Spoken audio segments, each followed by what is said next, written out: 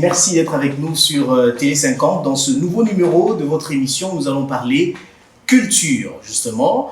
Et pour en parler, je reçois pour vous, Madame, Monsieur, Catherine Katungu, ministre de la Culture, à qui j'ai dit bonjour et bienvenue. Merci beaucoup, bonjour et merci pour le micro que vous me tendez aujourd'hui. Alors, on va aller très rapidement. Je voudrais d'abord avoir votre réaction aussi. Il vous est demandé de faire justement un état de lieu du secteur culturel en République démocratique du Congo. Que diriez-vous? Merci, je suis très ému quand je vous reçois et quand on doit parler de la culture.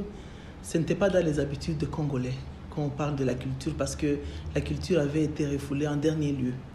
Aujourd'hui, quand tout le monde s'intéresse à la culture, je me dis que l'identité est en train de reprendre sa place et que notre identité étant vraiment puissante, nous avons besoin d'en parler. C'est pourquoi quand vous m'avez contacté, j'ai considéré que c'était l'occasion ou jamais de parler de ce que nous avons dans notre secteur. Donc l'état des lieux que je peux donner aujourd'hui pour la question de la culture, je dirais que notre secteur, c'est vraiment un secteur de valeur qui a été un secteur florissant de tout le temps, même s'il n'est pas très bien rendu. On n'en parle pas suffisamment, et même s'il n'est pas suffisamment subventionné, mais c'est vraiment un secteur florissant. Dans l'état des lieux, il y a des situations qui ont besoin d'être réhabilitées, et il y a des textes, le cadre légal qui doit être mis à jour, et il y a des actions telles que définies par le programme du gouvernement qui doivent être effectives, mais en gros, en général, moi, je me réalise que le secteur de la culture, c'est un secteur florissant et il est en train de faire ses preuves parce qu'on en parle. Lorsque le chef de l'État il a été dans le mandat à l'Union africaine, il a mis son mandat sur le thème de la culture. Culture, art et patrimoine, levier pour construire l'Afrique. Et moi, je dis les Congos que nous voulons. C'est désormais la motivation que nous avons pour revenir à notre place et pour donner à l'identité sa place de tout le temps. Alors, ça va faire maintenant près de 2 ans, à moins que je me trompe, que vous êtes à la tête de ce ministère. Quelles sont les actions enregistrées qui sont justement à votre actif? Quelles sont les actions qui sont enregistrées dans votre secteur? Comme j'étais en train de le dire, la culture,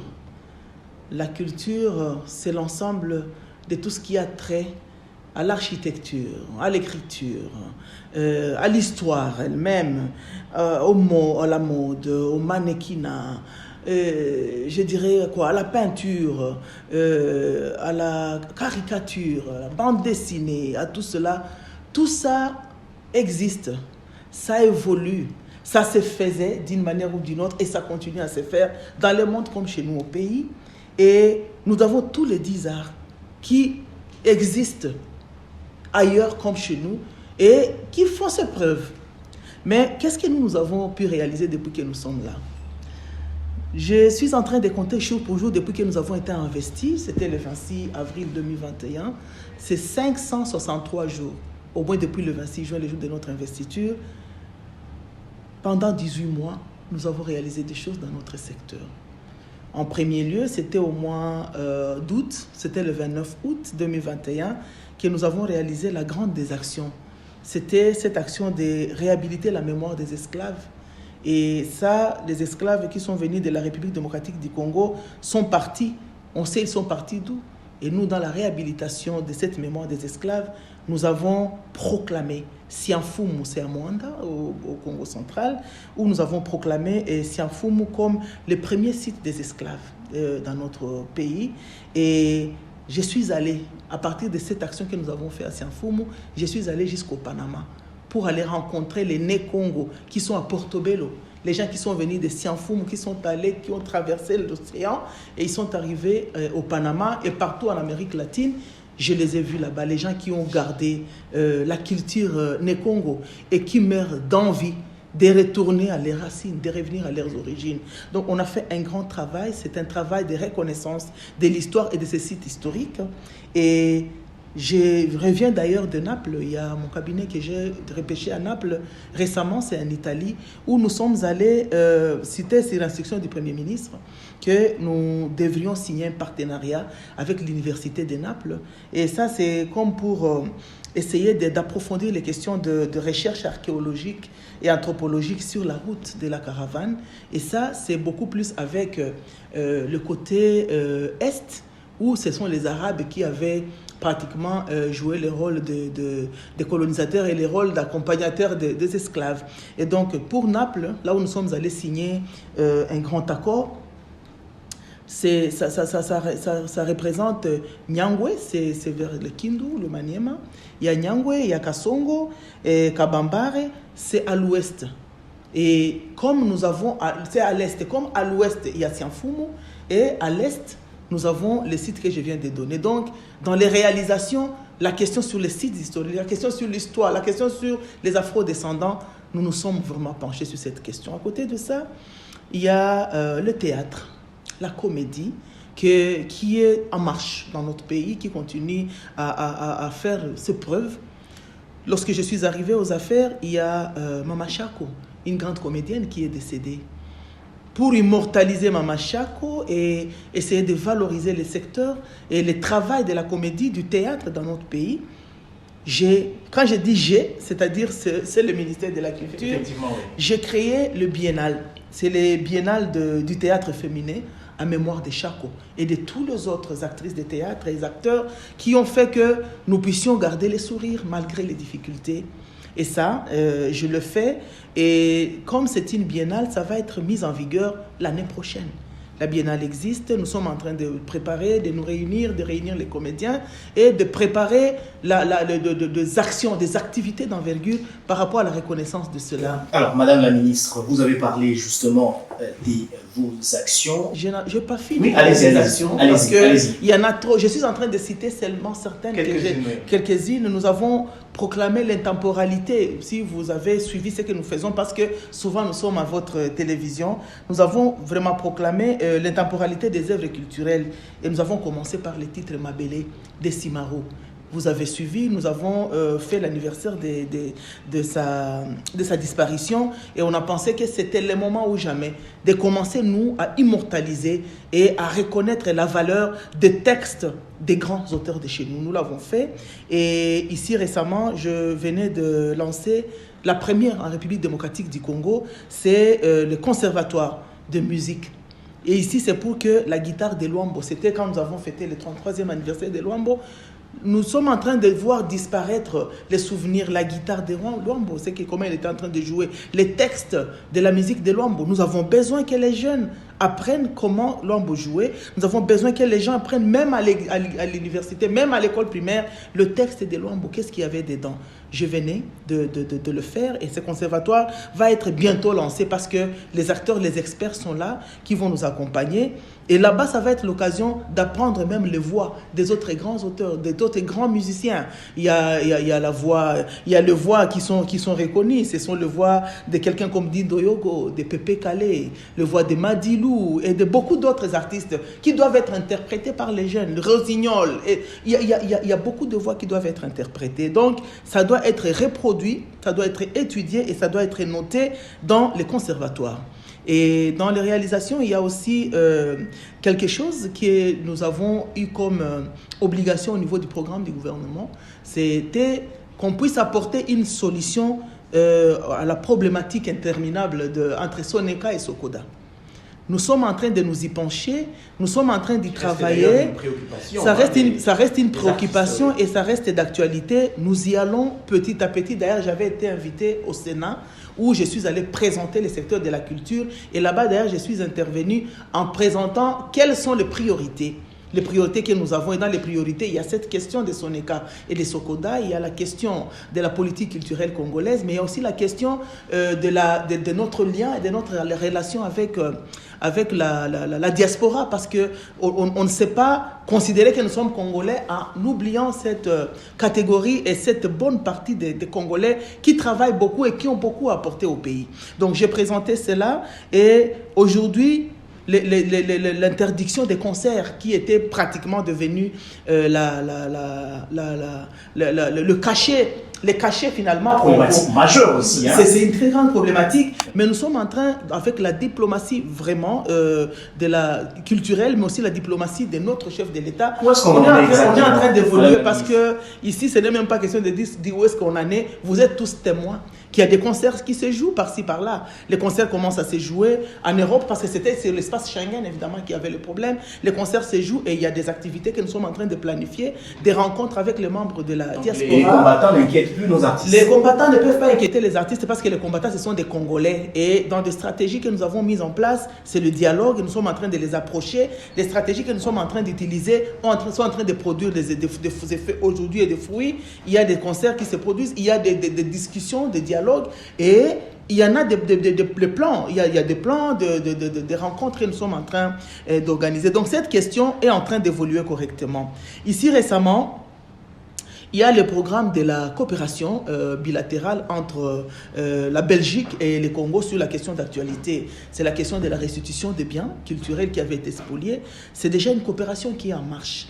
Aujourd'hui, nous avons signé un protocole. Le roi est arrivé, ce n'est pas un secret. Ça faisait longtemps. Hein? Le roi était arrivé à l'époque, peut-être de Mobutu, mais le roi est arrivé. Ces œuvres culturelles sont bien conservées dans notre pays. Ces œuvres sont conservées. Ce que nous avons chez nous dans notre pays sont conservées. Et nous sommes en train de récolter encore les autres et on est en train de préparer les terrains pour recevoir les œuvres qui doivent arriver. Il faudra vraiment me donner beaucoup de temps pour que je parle des réalisations de notre ministère parce que je reviens d'ailleurs il y a les équipes de mon ministère qui reviennent du Togo où ils sont allés vraiment représenter les Congos dans la question, c'était une parade de tissus africains et là-bas on a représenté qu'effectivement avec ce que nous avons, nous comme Congolais, comme Africains, nous devons les consommer. On a donné beaucoup d'argent aux tissus étrangers et finalement, c'est un manque à gagner pour nous. Nous avons participé à ces salons l'année passée et cette année et nous allons continuer à y participer parce que nous avons de l'espoir. Notre pays,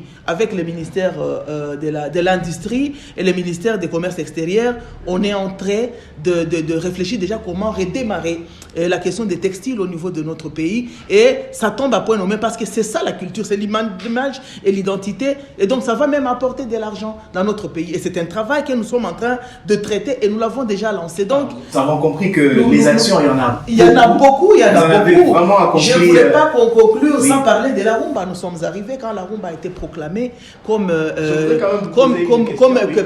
un patrimoine immatériel de l'humanité. Ça, c'est un succès du chef de l'État, un succès de la culture, un succès du monde. Parce que désormais, la rumba ne sera pas seulement protégée par les Congolais des deux rives, mais la rumba va être protégée par le monde entier. Alors, la culture, hein, comme on dit souvent que la culture, c'est l'identité de tout un peuple. Alors, ma question est celle de savoir, avez-vous les moyens de votre politique? Vous avez parlé de vos actions. Vous savez, ailleurs, la culture est un secteur qui rapporte beaucoup au budget de certains pays. On parle même des centaines de milliards de dollars. Est-ce que vous avez réellement les moyens de votre politique? Est-ce que le gouvernement a-t-il mis suffisamment de moyens à votre disposition pour vous permettre de justement accomplir certains projets au profit de la culture congolaise? Écoutez, cher ami, vous avez l'habitude de le présenter toujours comme ça, ce n'est pas un secret. On ne va pas ici, c'est caché la vérité. On sait très bien que pour la question du budget, à mon secteur, ce n'est pas très ambitieux. Les moyens qu'on oriente à notre secteur et par rapport à notre volonté de mieux faire. Tout le monde sait que ça, c'est un problème que nous avons, mais c'est juste une feuille de route. Le budget que nous met, c'est une feuille de route et notre secteur, c'est un secteur pratiquement ouvert, un secteur privé, d'ailleurs, c'est comme ça que je l'appelle. Nous ne pouvons pas seulement nous atteler à cette feuille de route que le gouvernement essaie de mettre en place. Alors, les 14,6 milliards de dollars de budget, du projet de budget 2023, quelle est la place de la culture? Là-bas, vous allez me mettre un peu en conflit, certainement, parce que quand je vous donnerai notre place, je vous dirai que notre place, c'est celle-là que vous connaissez, que vous voulez seulement me faire dire maintenant. D'ailleurs, je suis invité maintenant au Parlement pour aller plaider encore qu'on puisse revoir et hausser, selon le besoin que nous avons, le budget qu'on nous alloue. Mais ce qui est vrai que nous sommes quand même en bas de l'échelle. C'est juste une feuille de route, comme je venais de le dire. Et nous, on ne baisse pas les bras. Nous nous disons que c'est vrai, peut-être ce n'est pas très ambitieux le budget qu'on nous donne, mais au moins, nous comptons sur le partenariat et ça se passe d'ailleurs bien avec le partenaire parce que c'est le partenariat public-privé. Nous sommes le public, nous donnons notre part. Le privé aussi vient contribuer. Et c'est ce qui fait que même la culture va au-delà des attentes que les gens sont en train de se faire. Il y a cette volonté-là. Et nous sommes en train de nous atteler à cette volonté-là. Et les sénateurs... Ils avaient haussé la voix. Quand je vous ai dit que j'avais été appelé au niveau du Sénat, ils ont haussé la voix, ils ont dit, mais comment expliquer qu'on ne vous donne pas les budgets? Moi, je me suis dit qu'ils étaient bien placés parce qu'au moins eux, ce sont eux qui nous donnent, ce sont eux qui nous attribuent les budgets, qui nous donnent l'argent, voyant l'importance de notre secteur. Donc, j'étais déjà dans la maison de mon père où il devait voir, maintenant, mon enfant a besoin d'être bien servi et je n'ai pas peur. Comme les sénateurs se sont levés, comme aujourd'hui les parlementaires au niveau de la chambre basse sont en train de s'occuper de la question pour améliorer les interventions des gouvernements en faveur d'atteindre des résultats que nous nous sommes fixés. Je pense et je crois que nous allons parvenir à avoir une fin radieuse. Parce que nous y croyons tous ensemble, nous allons mobiliser les partenaires à nous soutenir. Et la culture est très exigeante, ça vous devez le savoir. Elle est exigeante, elle a besoin non seulement des moyens financiers, il a besoin des moyens, des ressources humaines, il a besoin des infrastructures, des équipements, et il a besoin de personnes engagées et déterminées à réaliser quelque chose. Parlant justement des infrastructures, il faut dire que ça reste une préoccupation dans ce secteur, les lieux où nos artistes peuvent se produire. Aujourd'hui, apparemment, ces espaces sont dans un état quand même assez déplorable.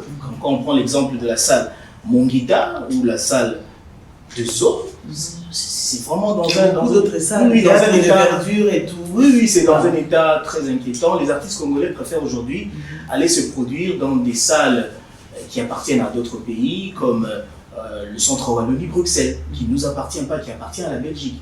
Alors, quelle est la stratégie que vous comptez mettre en place pour relancer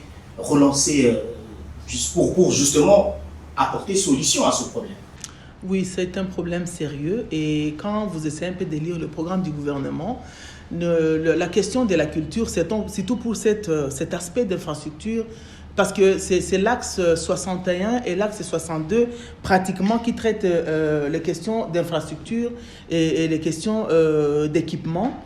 Et c'est le pilier 15 qui essaie un peu de déterminer pratiquement toute cette problématique que vous venez de soulever. Ce qui est vrai que le Premier ministre, Sama Lukonde, il nous a demandé à nous de lancer les grands travaux des infrastructures culturelles et nous étions d'abord à l'étape de l'identification. On a identifié, nous avons contacté les partenaires qui doivent nous accompagner, mais le gouvernement lui-même a mis cela comme un défi et c'est un défi que nous devons relever nous tous ensemble et on est en préparation d'ailleurs des Jeux de la francophonie, ce qui concerne la culture mais aussi les sports et il y a beaucoup d'infrastructures qui sont en train d'être réhabilitées et pour la question de la culture, la salle comme la salle Mongita, la salle Les Eaux, la salle de théâtre et de verdure et beaucoup d'autres salles vont connaître des réhabilitations. Évidemment, quand on dit que ça va connaître la réhabilitation, ça reste dans des discours. Oui. C'est une promesse, mais au moins les Jeux de la francophonie, c'est une réalité, ce n'est plus quelque chose qui paraît encore comme sur de papier. Donc, le gouvernement congolais est en train de mettre des moyens pour que les infrastructures soient réhabilitées et que les autres soient construites d'ailleurs. On est en train de construire. D'ailleurs, nous avons un grand projet pour faire un quartier général de la culture et c'est un projet qui est sur la table des autorités et on est en train de penser et nous avons des partenaires qui sont là pour soutenir et accompagner cela. Donc la question des infrastructures aujourd'hui, quand nous voyons nos artistes aller se produire ailleurs, c'est un manque à gagner pour le gouvernement congolais. Et partant de cette réalité, de cette situation, le gouvernement pense que nous n'allons pas seulement demeurer pleurer. Entrons dans les sujets, parlons par des actes. Et les actes, nous les avons commencés. Aujourd'hui, il y a la salle Mongita, il y a la salle de Zo et tout, qui vont commencer. Les réhabilitations vont déjà commencer parce qu'il y a les experts qui sont descendus sur le terrain. Les experts, c'est une très bonne nouvelle. Les experts des ITPR. Pour les artistes qui sont en train de nous suivre. Voilà qu'aujourd'hui, qu'il y a des problèmes quand les gens se produisent dans des salles qui ne sont pas des salles, dans des endroits qui ne sont pas des endroits appropriés. Voilà qu'il y a aujourd'hui des problèmes, des incidents qui pouvaient peut-être être gérés si c'était dans des salles appropriées. Et donc, ce sont des réalités, des incidents qui sont en train d'interpeller les gouvernements d'une manière ou d'une autre et les actions sont en train d'être entreprises. Et ici, je vais quand même signaler que le chef de l'État, il est très déterminé plus que jamais à dire que le pays l'image que nous avons du pays, nous devons vraiment refléter ce que nous valons. Et il est vraiment très déterminé à se pencher sur la question des infrastructures. Et moi, j'y crois parce que je vois déjà ce qui est en train de se faire. Vous avez parlé de Wallonie, du centre Wallonie-Bruxelles. Nous avons parlé de notre coopération bilatérale avec la Belgique. Ce n'est pas une histoire d'un avantage ou d'une pitié qu'on est en train de nous faire. C'est un droit dans nos accords de collaboration, de coopération. C'est la coopération bilatérale, c'est la coopération diplomatique. S'il y a un centre qui est construit au niveau du Congo, ce n'est plus un centre de la Belgique, c'est un centre qui est en train de jouer en faveur des Congolais. Et si on l'a construit, il y a les centres. Je suis allé couper les ribans pour ces centres-là. Moi, comme ministre de la Culture, donc, je suis allé représenter le gouvernement congolais comme pour reconnaître que c'est déjà une infrastructure que nous avons et les artistes congolais doivent en profiter et ils sont en train de les utiliser. Aujourd'hui, les peintres, il y a des salles d'exposition dans cette salle. Je ne fais pas la publicité du centre Wallonie-Bruxelles, mais nous sommes déjà en collaboration, en coopération. De tout le temps, nous avons toujours été en coopération d'ailleurs. Et il y a ce centre qui est déjà mis ici. C'est en faveur des artistes congolais. Et d'ailleurs, je les invite à profiter pour aller jouir de ces bijoux qu'on a construit déjà, c'est au niveau de la Gombe et c'est ouvert 24 heures sur 24, vous y allez. Vous voulez vous produire, les concerts, oui. Vous avez le cinéma à présenter et tout. D'ailleurs, avec la campagne sur la rumba, beaucoup d'activités sont en train de se passer là-bas. Donc, Wallonie-Bruxelles, c'est un partenaire. C'est pourquoi je te dis, nous avons ce partenariat public-privé où nous sommes ouverts aussi avec les partenaires étrangers. Quand ils viennent soutenir la question de la culture. Quoi de bon que de partager, d'échanger avec les gens qui viennent et de bénéficier, de profiter de ce qu'ils peuvent apporter pour l'intérêt du monde. Alors, Madame la Ministre, on a compris que le gouvernement s'engage donc à résoudre cette problématique des infrastructures dans le secteur culturel congolais. Je voudrais quand même vous poser une question. Quel rapport entretenez-vous avec les artistes congolais? Les rapports que j'entretiens. Oui, avec les acteurs de votre secteur. J'entretiens de très bons rapports avec mon secteur parce que ils sont à la maison quand ils sont avec moi. Le problème des artistes et des culturels, d'ailleurs moi je ne voudrais pas le présenter comme les artistes, ce sont les culturels, les opérateurs culturels. Comme on parle des opérateurs économiques, moi ce sont des opérateurs culturels. J'entretiens de très très bonnes relations avec les opérateurs culturels et d'ailleurs la porte de mon ministère est toujours ouverte. Et ces gens, si vous les rencontrez, vous leur demandez, ils vous diront que là-bas c'est chez nous. Vous voulez voir la ministre, si je suis sur place, à tout moment qu'ils toquent à ma porte, ils ont quand même beaucoup de problèmes. Ils ont des problèmes et ils ont aussi des solutions. Parce que les gens qui ont des problèmes, ils ont en même temps des solutions. Et pour le cas d'espèce, ils viennent, quand ils veulent réaliser des activités, ils viennent demander notre encadrement et notre accompagnement. Quand nous voulons aussi réaliser des choses, nous ne pouvons qu'utiliser les opérateurs et les acteurs, les partenaires de notre ministère. Et nous ne pouvons pas aller loin sans commencer par eux. Et donc moi, ce sont des partenaires. Ce sont de collaborateurs, ce sont des experts en même temps. Et quand je suis en train de dire, j'ai fait, donc le ministère a fait, il a fait, nous ne l'avons pas fait seul, nous sommes en train de le faire avec eux. Que prévoyez-vous pour l'avenir? L'avenir, je prévois beaucoup de choses parce que moi, je ne peux même pas prévoir pour l'avenir. Le programme du gouvernement lui-même a déjà prévu. Donc, le programme du gouvernement, il est tellement général et il est aussi spécifique.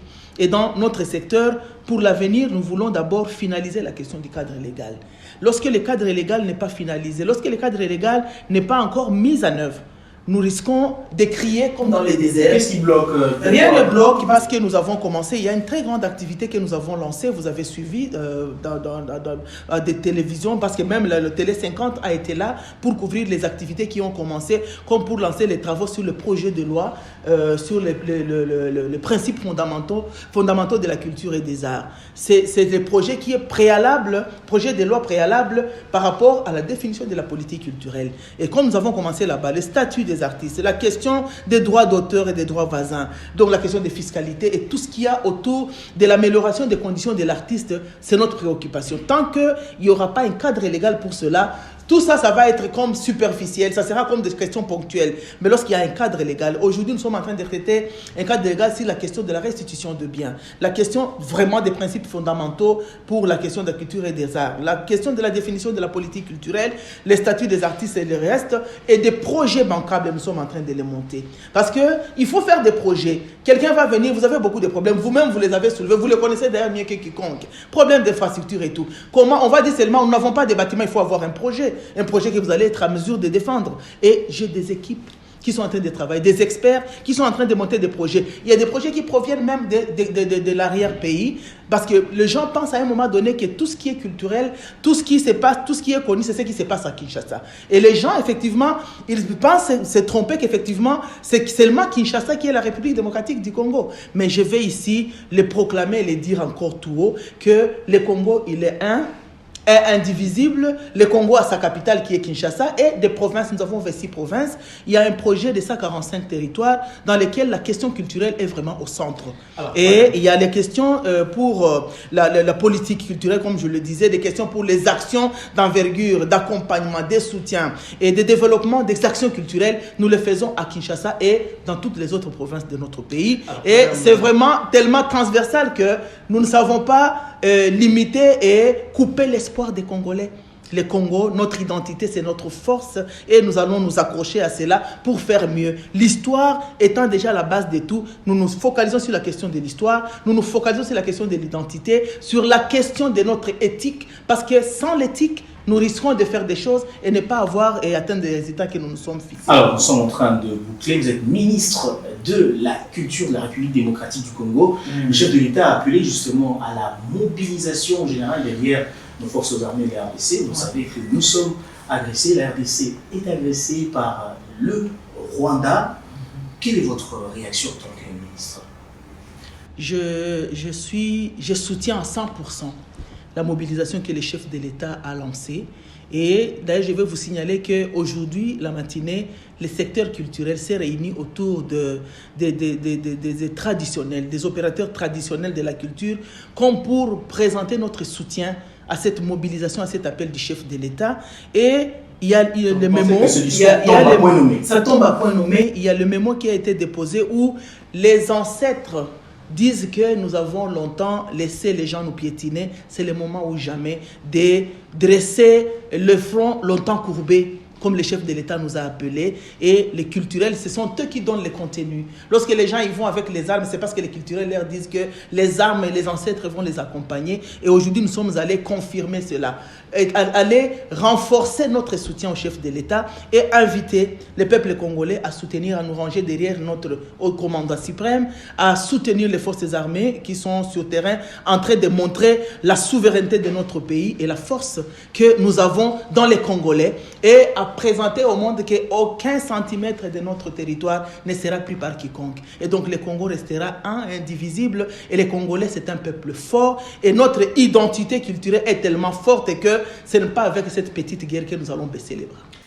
Catherine Katungu, ministre de la Culture, je vous remercie d'avoir accepté de nous recevoir. Merci aussi de m'avoir tendu le micro et de m'avoir donné l'opportunité de parler de ce que nous réalisons. Espérons que ce n'est pas la dernière fois. Et je voudrais en parler chaque jour pour que les gens en sachent et qu'ils viennent puiser encore davantage dans la culture parce que c'est ça notre identité, notre base. Vous avez compris, madame, messieurs, que la détermination et l'engagement sont là. Voilà qui met fin à cette émission. Merci à vous de nous avoir suivis de partout dans le monde et restez fidèles au programme de Télé 50.